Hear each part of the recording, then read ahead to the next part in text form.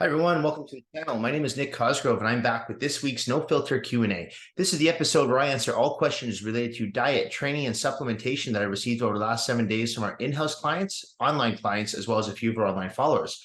Remember, if you have any questions related to your nutritional plan, workout program, supplements you're taking, not taking, considering taking, please feel free to email me those questions at nick@foreverfitperformance.com, or you can DM me your questions on my Instagram at @fitcosgrove_. All right, let's get started with this week's No Filter Q&A with question number 1. Nick, what do you think about taking Cialis pre-workout? I've heard you can get better pumps, but I also don't want to get an erection in the gym.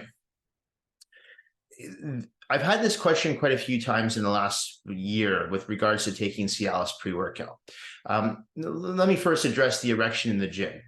Cialis is not going to give you an erection unless you are aroused. Okay, so you don't just pop into Cialis and then 30 minutes later you have an erection. You have to be aroused to have the erection. So if you're training in the gym, chances are you're not going to be aroused. If you are aroused, that's another conversation. Okay, so it's not just going to give you this crazy erection just because you take the pill. You have to be aroused. Okay, you have to create blood flow to the penis. If you're not aroused, there's no blood flow going to the penis, you will not get an erection. Okay, so you don't have to worry about getting an erection in the gym if you take a Cialis. Now, the reason why more and more people are starting to experiment with Cialis pre-workout is because they are noticing a better pump in the gym, but that pump is a stronger mind to muscle connection with the muscle belly. So for example, if you're training your biceps and you have let's say you're doing 20 milligrams of Cialis pre-workout, of course you're going to notice a better pump or better mind to muscle connection in the bicep because you're creating more blood flow to the area. That's what Cialis does. It helps release nitric oxide throughout the body. So it's not some magical drug. The problem, though, with taking Cialis pre-workout is that there's a lot of negative side effects that come along with that drug, right? First of all, if you have a heart condition, you shouldn't be taking Cialis to begin with, right? And even if you don't have a heart condition, if you're someone who's taking Cialis pre-workout and your heart rate's getting up excessively because you're lifting heavy weights, you're exercising, you could risk having a heart attack.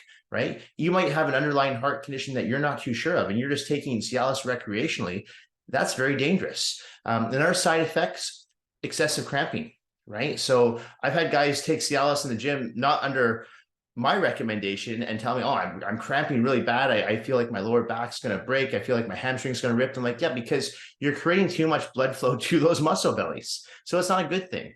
Another side effect with Cialis, headaches. Right? You can get severe headaches from taking Cialis. So it's not something to just take recreationally. You don't want a microdose of Cialis. It's not a good pre-workout supplement to take. Okay. I understand why more and more men are taking Cialis pre-workout now, but at the same time, this is a fad that will hopefully eventually die out. It's not going to help you build more muscle. Okay. There's no science between Cialis and muscle growth. Okay. You're not going to get leaner, denser muscle bellies. You're not going to lose more body fat. You're not going to train harder. All you're going to have is, like you said, the better pump, which is really the greater mind to muscle connection, which if you stay off your fucking phones in the gym and just focus on creating that mind to muscle connection while you're doing the movement, you'll have it. You'll have that better pump, right? So you fuel up on your complex carbohydrates pre-workout. You have like a cup of oatmeal, throw in, maybe half a banana, some blueberries. The glycogen from the carbohydrates should give you the pump. So you don't need to rely on taking Cialis pre-workout. So that is something I would not recommend taking, okay? It's not something to be taken lightly. It's also something you don't want to become dependent on. Cialis has a purpose, okay? And for those that don't know, that purpose is to help men who suffer from erectile dysfunction. If you do not suffer from erectile dysfunction, you do not need Cialis, okay? And if you are going to take Cialis, make sure you do so under the discretion of a doctor, right? You want to make sure that you're getting everything looked at correctly. You want to get your blood work done. You want to make sure you don't have a heart condition, okay? So these are things that you should be talking to your doctor about. This is not something that you should be taking recreationally. These are very powerful drugs. So I would not advise anyone to take Cialis pre-workout. I think it's a bad idea. All right. Next question. Hi, Nick. With all the surgeries like liposuction and tummy tucks and fat burners like Ozempic available today, do you think it's going to make people even lazier when it comes to exercising in the future? I absolutely do.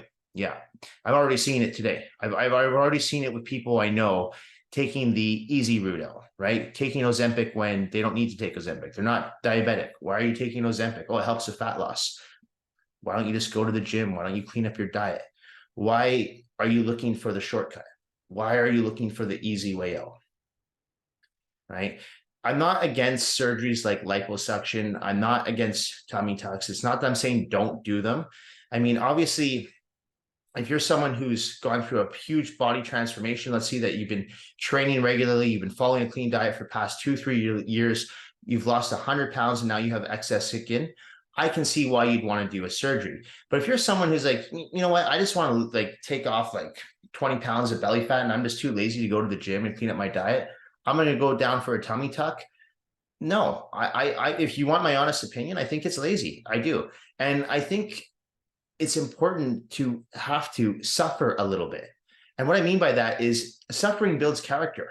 So all those years I competed in bodybuilding for over 10 years, all those times I'd get ready for a show, there was an element of suffering, but that suffering helped build character. It took me out of my comfort zone. Okay. Going down to no carbs for 3 days in a row, 4 days in a row, right? Doing 2 hours of cardio a day. Like obviously these are extremes, but at the same time, it taught me that you have to work hard, and hard work, good work ethic builds character. So if you're taking the easy way out with Ozempic, when you don't need to take Ozempic, when you're doing tummy tucks, when you're doing liposuction, when you don't need these surgeries, to me, you're not working on your character. And it's like someone who makes money too quickly. It's the same. It's like new money. You don't appreciate it. You know, if you made money too easy or money just came to you, you don't really value money. So you don't value the work that it takes to build a business or to buy a home, right?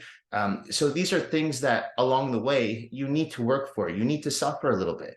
So I've never really been on board with doing these surgeries or taking these fat burners if you don't need them. Okay. Ozempic is designed for type 2 diabetics. If you're not a type 2 diabetic, why are you taking Ozempic? Right? Yes, it does work as a fat burner, but at the same time, we don't know the long-term side effects of a drug like that. Right? Same thing with these surgeries. We don't know the long-term side effects. What happens when you get into your 80s or your 90s? Are you going to have complications from these surgeries? So why not do things the natural way, right? And at the end of the day, it's not just about your physical appearance, it's about internally as well. So if you're going to the gym and you're eating clean, yes, you're going to look great. You're going to build a great looking physique. But it's also what you're going to do internally. You're going to improve your heart. You're going to improve your organs. You're going to become more healthy and fit overall, right? So it's not just what you're doing externally, it's what you're doing internally. So do I think stuff like this is going to make make people lazier when it comes to diet and exercise? Yes, because I'm already seeing it. It's kind of like how technology is taking over and making people more lazy when it comes to things such as dating with all these dating apps, right? People don't want to just go out anymore and just meet people. They have to meet people on the apps, right? Or it's the same thing when I was mentioning a few weeks ago with the Uber Eats and the skip the dishes. Nobody just wants to cook a meal anymore. It's just easy to order it on your phone. I strongly believe it's making people lazy. And that's scary because we have a younger generation coming up that's not going to know how to cook. They're not going to want to exercise. There's a pill for keeping your fat low. There's a surgery for making your muscles big. You know, there's an app to order anything you want online without having to go out. There's an app to date people. You don't have to go out and meet people. So yeah, I do think it's making people lazy. So I'm against them unless you actually need them.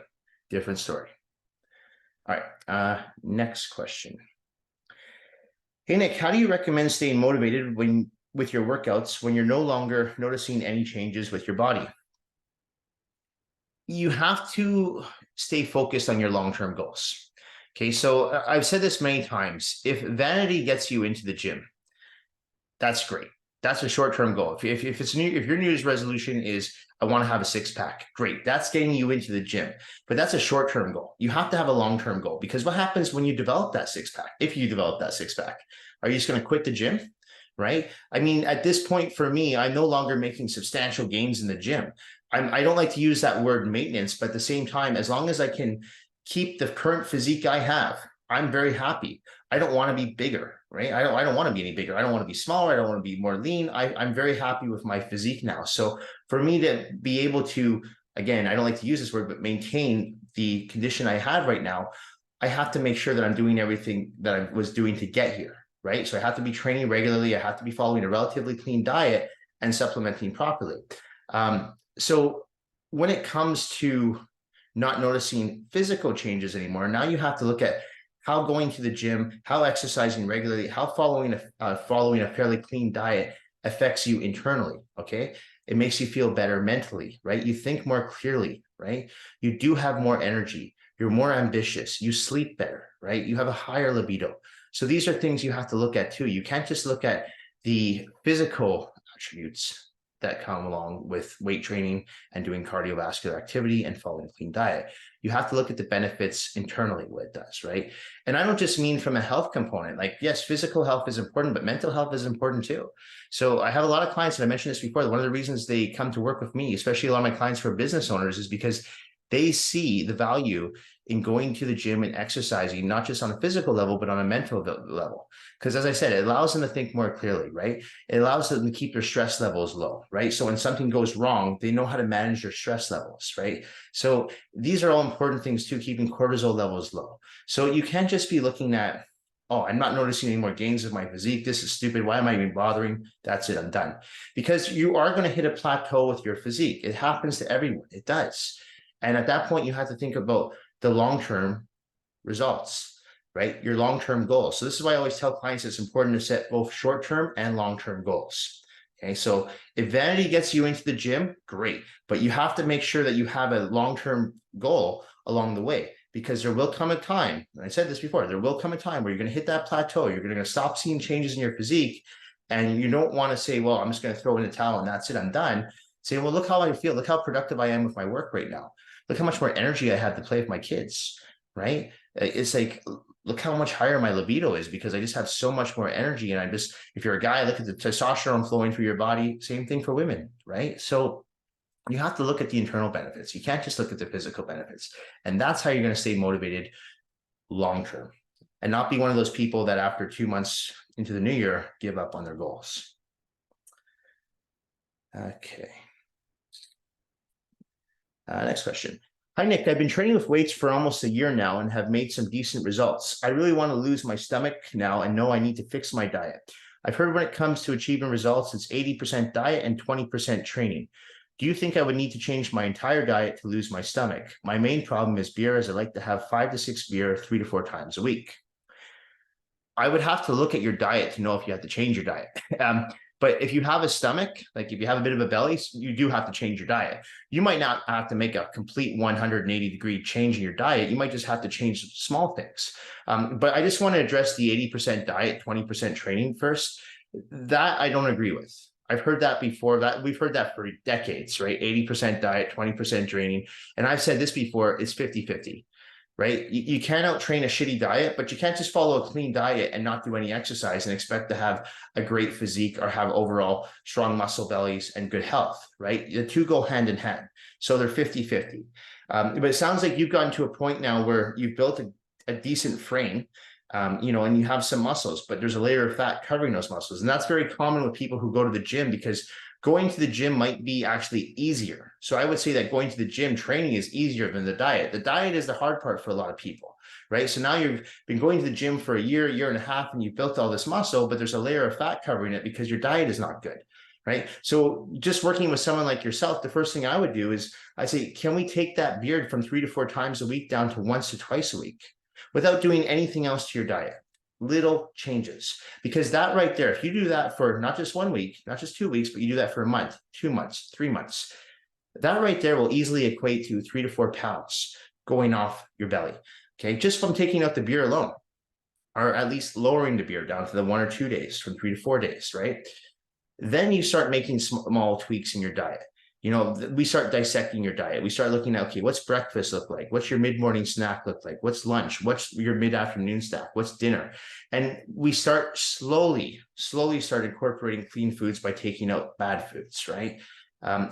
This is really a case-by-case answer because, as I said, some people I work with, they're sugar addicts. So I have to slowly take out the processed sugar and supplement it with clean food. But you don't just do that right away. There's a certain way to actually take sugar out of someone's diet, keep processed sugar out of someone's diet, and incorporate more natural sugars. You don't just do it overnight, right? But there's some people who follow a relatively clean diet, but they don't practice portion control. So they'll say to me, I don't understand. I'm eating, brown rice. I'm having my quinoa. I'm having my chicken.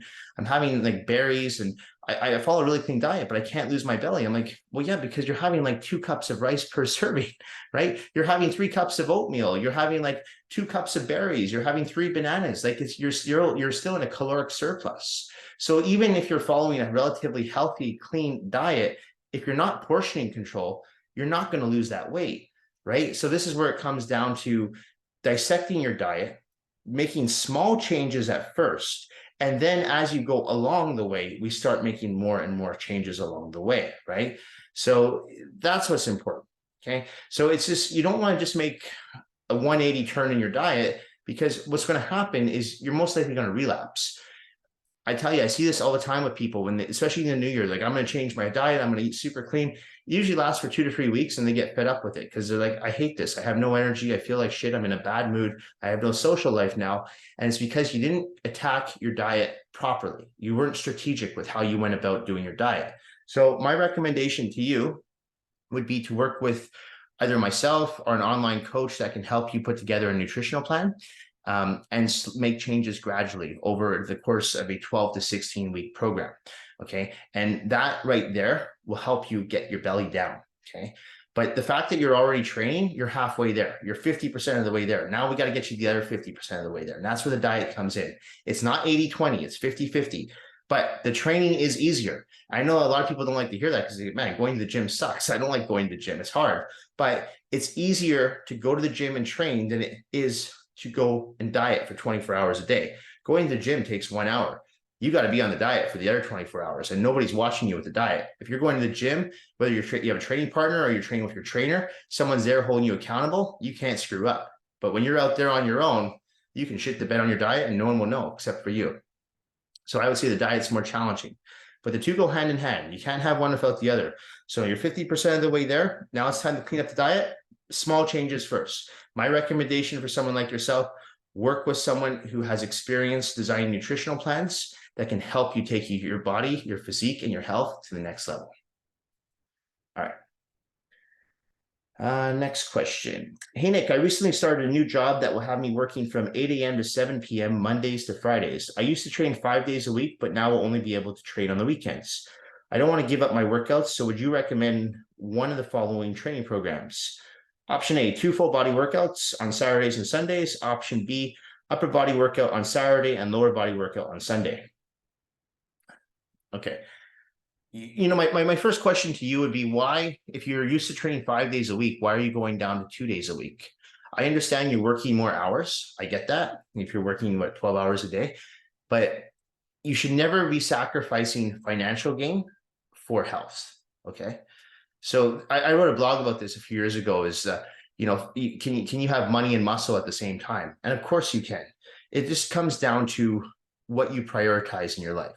So I always tell clients, you cannot, or you should not, I don't tell people they cannot, but I say you should not be sacrificing your health for wealth, right? And what I mean by that is, just because you're going to make more money doesn't mean that it comes the fact that you can sacrifice your physical health, right? Your mental health. So because you're working 12 hours a day, figure out a way to get your workout in. There's another 12 hours left in your schedule. So in my opinion, you should still be working out 5 days a week. It's going to be challenging. You might have to wake up an extra hour early, or you might have to go to sleep an extra hour early, but you're choosing to work those 12-hour days. And I imagine you're choosing them for financial gain. So it's in your best interest to continue along with your fitness and your workouts, because I've said this before, I've had a lot of clients come to work with me in their late 50s, early 60s. They've never worked out a day in their life. They have all this money though, but then they also have some health conditions because all they did their whole life was work, work, work, and they never took care of their physical health, right? And what happens is, once they start getting into their mid 50s, early 60s, 70s, they start to notice they're having all these health complications. Some people even get it earlier in their 40s and 30s. So to me, it's never made sense. Why are you going to work your whole life to build a financial empire, and by the time you're ready to retire, you're not healthy enough to enjoy it? That doesn't make any sense. So this is why I always tell people, do not sacrifice your health for financial wealth. Okay. It's going to backfire in your face. So my first recommendation to that would be to figure out a way to get back on your 5-day routine. And as I said, it's not going to be comfortable, but like I said in the first question, you got to suffer a little bit. you're making these decisions. You're a grown adult. You've got to find time. There's 24 hours in a day. If you're working for 12 of them, there's still 12 more hours. If you sleep for 8 of them, that gives you 4 hours. So pick one of those 4 hours left to train. Okay. But if you're asking my question, if you're working out 2 days a week, so 2 full body workouts or 1 upper body and 1 lower, I would definitely take the upper body, lower body workout. So if I have someone that says to me, hey, Nick, I'm really busy this week, I'm only going to get 2 workouts in, my recommendation would then be to do an upper body workout and a lower body workout. And that way you can just really focus on the different areas of the body. And if you won't overtrain the body, because 2 full body workouts, in my opinion, not really a good idea. I think you're overtraining the muscle bellies. So just keep the volume high on each workout. You can keep your workouts no more than 60 minutes. Train with the utmost amount of intensity. If you're in a private gym, you can circuit train, superset. If you're in a commercial gym, keep your rest periods no more than 45 seconds to a minute in between sets. Keep your reps in double digits and just train as hard as you possibly can. But in this case, my recommendation is figure out a way to continue along with your 5 days a week, because that's what you were doing prior to this new work schedule. All right. Okay. Next question. Nick, do you recommend measuring your vegetables or weighing them when it comes to portioning them out? Neither. So when it comes to vegetables, and just for the record, when it comes to vegetables, whenever I work with someone on their nutritional plan, I only incorporate green vegetables into the plan. Okay. So spinach, broccoli, asparagus, green beans. Okay. Not peas. Peas are very high in sugar. So not peas, but pretty much everything else that's green, totally fine. And I always tell clients, have as much greens as you like. I don't care. If you want to have 3 cups of broccoli, go for it. Because greens are what we call fibrous carbohydrates. So they're actually going to help you burn fat. So it's not that we don't count them as calories, but it's irrelevant because it's going to actually help your body burn fat. So you want them in your body. And nobody's really going to sit there and have 4 or 5 cups of broccoli. It's not going to happen. So I always tell people, don't worry about weighing your greens or measuring your greens. Doesn't matter.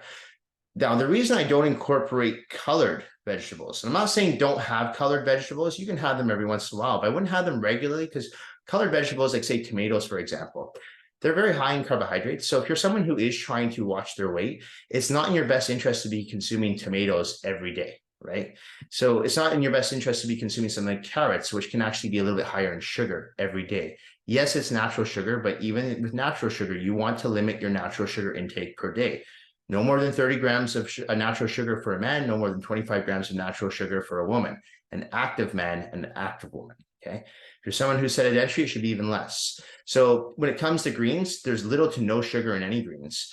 And again, they're fibrous carbohydrates, so they're going to allow you to burn fat in a faster and a more efficient manner. So have as much as you like. Don't weigh them. When it comes to whether or not you should cook them or eat them raw, I'm on the fence on that. I mean, I tell my clients, if you prefer to eat your vegetables raw, I don't see anything wrong with that. For me personally, I do like to cook them. I just find they taste better. I don't find it takes out any of the nutrients. I don't believe in that. Okay. I know a lot of people say, well, when you cook the vegetables, you lose a lot of the nutrients. I don't believe that. There's not any real science backing that. I know there's claims online that suggest that, but there's no hard proof. So eat them raw, eat them cooked, just eat them. And my recommendation is keep them green and have as much as you like. All right. Next question. Hi, Nick. I'm curious to know as to if you raise your rates each year, and if you do, have you ever lost any clients due to rate increases? So on average, as a company, we typically raise our rates every 1 to 2 years by 5%. Okay. During COVID, we kept the rates pretty steady because, COVID was a rough time for a lot of people. A lot of people lost their jobs. Some people were just not working. So we actually kept our rates the same for about, I think it was for 2 years straight. But this is a problem a lot of small businesses face. We have to deal with inflation as well. Our costs go up. Our rent for the gym goes up. Keeping the equipment maintained, bringing in new equipment. So, we have costs too as a business. So, and plus, if we have trainers that are with us for a long time, we want to reward loyalty by paying our trainers more. So like any business, we do have to increase our rates over time. For myself personally, I keep my own rates fairly steady with my long-term clients. I mean, over the years, I have had to increase my rates, yes, but not dramatically. When it comes to accepting new clients, obviously my rates are going to be a little bit higher just to find room in my roster for people who want to work with me specifically, right? And that's why I introduced my after hours, because I had people who wanted to work with me in the evenings. Okay, if you'd like more information on my after hours, you can always email me at nick@foreverfitperformance.com. I do after hours from 3 p.m. to 6 p.m. on Tuesdays and Wednesdays throughout the week at our downtown training facility. But to get back to your question, we do increase rates just like every business. But we are very careful as to how much. And as I said, it's usually every 1 to 2 years, and it's about 5%. Okay, so it's not a crazy increase.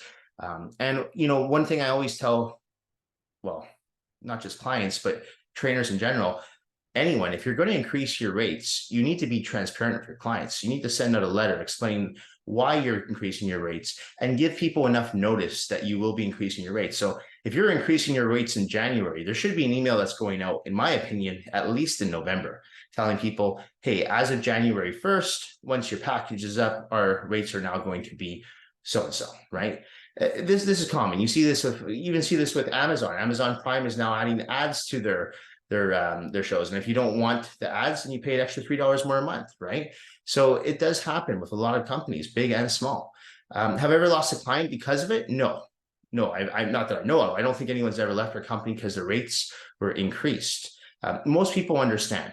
Okay. And as I said, if you're a client of ours, we've never gone from, let's say, a package that costs $3,000 to say, okay, your next package is going to be $6,000.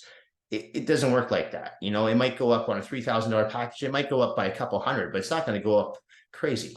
Okay. So it's important to be, in my opinion, when you are increasing rates, be transparent, give enough notice, explain why you're increasing your rates, because I still think it's important to explain why you are increasing your rates. Not just because you decide I deserve more, I'm worth more. No, explain to people, this is what I'm doing. It's not defending why you're increasing your rates. It's just explaining to people why, so people understand, right? And then people can make that decision. But I've never had a client leave me because of a rate increase. But once again, I've never increased my rates dramatically on any of our clients.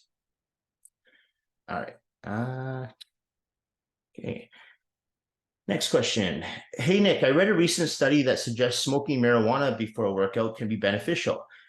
Do you know much about this, and do you think this would be something safe to try? I usually only smoke in the evening before I go to bed. I don't get this. Everyone's on board about the Cialis and the marijuana before workout. I've heard this before now too. I mean, you know what I take before a workout? A cup of coffee. And I've done that for over 20 years. 1 cup of coffee, 50 milligrams of caffeine. That's it. Sometimes I even skipped a cup of coffee because I forget. I'm getting older, so I forget sometimes. And halfway through my workout, I'm like, oh shit, I forgot my coffee. So I think a lot of this is just mental. Oh, I need to take the Cialis. Oh, I need to take the marijuana. Oh, I need to take, I had to have double espresso. It's like, they're all crutches. You don't need any of it. Okay. Now, do I think smoking marijuana is going to make your workout better? No, I don't. I think most people know my stance on marijuana. I'm not against marijuana usage, first of all. I actually know there's numerous benefits to taking marijuana, especially medicinal marijuana. So I'm not against it. But you just mentioned you take marijuana before you go to sleep. It helps you sleep. So why the hell would you take something that helps you sleep before you're about to go and do physical exertion for 45 minutes to 60 minutes? It doesn't make any sense. So no, I would not advise anyone to smoke marijuana before they go work out. Okay. Again, I'm not telling you not to do it. I'm just saying I would not advise you to do it. Okay. I've always found that when people smoke marijuana, I've always noticed, because I have a lot of friends that use marijuana. I personally don't, but I have a lot of friends that do. And I noticed that it does tend to make people a little bit more relaxed, a little more calm, sometimes a little bit more lazy, right? So these are all things you do not want in the gym. You want to be zoned in, you want to be focused, you want to be like aggressive to a point, in a good way, not a bad way, towards attacking those weights. So you don't want to be coming into a gym being all mellow and stoned and like zoned out. Okay, this is not a place to have a Zen-like atmosphere. You want to be ready to go. So I'm sure there's studies out there that will show that marijuana helps, but I'm also sure there's studies out there that show that it doesn't. Okay, so I'm going to tell you right now, it's a hard no for me. I don't recommend it. I really can't see the benefits of doing marijuana prior to a workout. Okay, but I do see the benefits in gummies, smoking marijuana, taking edibles. and for other reasons, okay, which I've talked about in the past. So especially for medicinal purposes. But when it comes to working out, no, I don't see it. So I wouldn't recommend doing it. Okay, 2 more questions. Hi, Nick. My sister thinks lifting weights will make her look too big. I've tried to explain to her that this isn't true, but she won't listen. All she does is cardio and tells me weightlifting just makes women fat. Could you try explaining why this isn't true? She would probably listen better to you over me. Thanks, Nick. Weightlifting will not make you fat, okay? Sitting on your ass, eating potato chips, not doing any physical activity will make you fat, okay? So there's no, first of all, there's no science backing, again, I go back to the science. What science are you looking at that shows that weight training makes you look fat or puts on fat? Weight training builds muscle, okay? The more muscle you have, the more calories you burn in a rested state, and therefore you're actually going to burn more fat. So weight training actually helps you lose fat, not gain fat, okay? Now, a lot of people who already have some fat on them and they start weight training, they might appear the term, I hate using this term, but the term bulky gets thrown around a lot. And it comes back down to the fact that you haven't cleaned up your diet. So when you look at someone, man or woman, and they're weight training, they look like that thick, bulky muscle, right? You don't have that lean, hard, dense muscle. It's usually because their diet is not in place. They don't have, if they're not following a good diet, their diet is not in check. Okay. So you want to dial in your diet. Okay. So that's again where it comes back down to the 50-50 training and diet. So weightlifting, if anything, is going to help you burn fat. Okay. So if you think that you're going to get fat or you're going to get bulky from lifting weights, if you truly believe that, my recommendation is to, again, go back to working with someone who can help you with your diet plan first, put you on a high protein, moderate fat, moderate carbohydrate diet, incorporate the weight training, and I guarantee you, you will not get fat. I don't care what your genetics are, you will not get fat. If you're following a good diet plan and you're training consistently with heavy weights, high reps, high volume, very low rest in between sets, you're not going to gain fat, okay? I have, in 20 years of working as a trainer, coach, 25 years of training myself, I have yet to see a single person, man or woman, get fat from weightlifting alone. I've seen people put on weight who do weightlift, but I also know it's because their diet is not in check. So if you're dialed in on your diet and you're training on a regular basis, you're going to have lean, hard, dense muscles, and you're not going to get fat. Like I said, you're going to lose fat. So just remember, the more muscle you have, the more calories your body burns in a rested state. Muscle burns fat, okay? So you want to incorporate weightlifting as much as you possibly can into your exercise regime. I usually recommend people try to weightlift at least 3 to 4 times a week for maximum results. Okay, so that's a myth that unfortunately is still around today. It's a little outdated, but I know the younger generation sees this more and more. They see the benefits, both men and women. So that's why we get a lot more young people, especially women, in the gym these days than before, because they see the benefits. So just to reiterate, weightlifting will not make you fat. I promise you, 100% will not make you fat. All right, last question. Hi, Nick, do you ever incorporate any of the new exercises that people do on TikTok and IG Reels into your workouts? Some of the exercises look pretty cool. I don't incorporate exercises just because they look cool. If I see benefits in the exercise and I see how it's targeting a muscle how it's targeting a muscle belly correctly, and it's stimulating the proper muscle fibers to the area, by all means, I'll definitely try it. Absolutely. Because even though there are exercises that have been around for decades, we know that work. I'm never closed-minded enough to say, no, that won't work and not try something. But when I see a lot of these kooky exercises that people are doing handstands and they're doing push-ups on their head, there's a lot of wacky things I see on TikTok and Instagram Reels these days of certain exercises. And even myself, I'm left wondering, what the hell are you working? Because I like to think of myself as someone who is well-educated when it comes to anatomy and physiology. And when I see a certain exercise being done from a person on TikTok, and I'm like, what the hell muscle group are they working there? Is there a muscle group that I don't know yet? And I'm not trying to be funny here or being sarcastic. I actually don't know. Because to me, it doesn't look like they're working any muscles. It looks like they're using momentum. It looks like they're using their joints. It looks like they're using their tendons.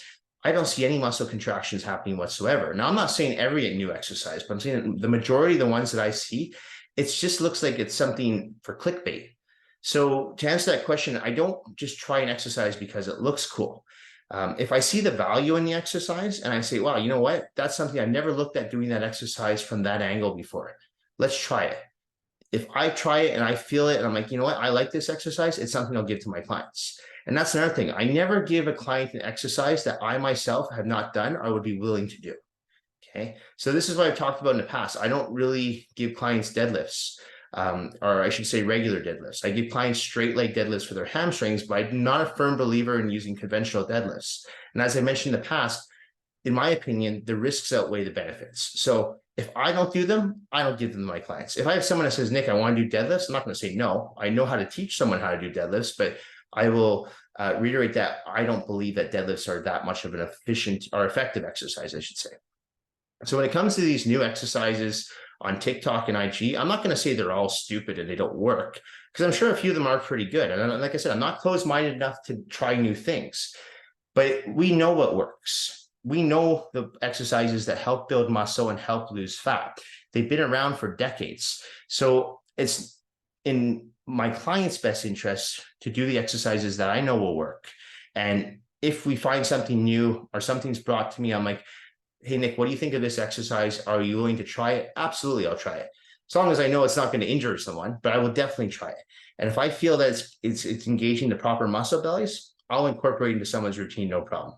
But I'll never just give someone an exercise because I think it looks cool, because that to me is just stupid. So you have to do exercises that work. You have to do exercises that the person feels and that are safe, and the benefits are going to outweigh the risks. Anyway, that's it for this week's No Filter Q&A. This episode will be going up on Tuesday, January the 9th. As a reminder, if you do have any questions pertaining to your workouts, nutritional plans, supplements you're taking, not taking, considering taking, please feel free to email me those questions at nick@foreverfitperformance.com, or you can DM me your questions on my Instagram at @fitcosgrove_. Thank you all for watching this week's episode. Thank you guys for supporting my channel. Thank you for supporting my business. Thank you for supporting my online coaching app. If you have not downloaded my online coaching app, you can go to the App Store. It's under Forever Fit Performance. Email me your email address and I'll send you a password and get you started on a customized nutritional plan and training program today. Thank you all so much, and I will see you all next week. Bye for now.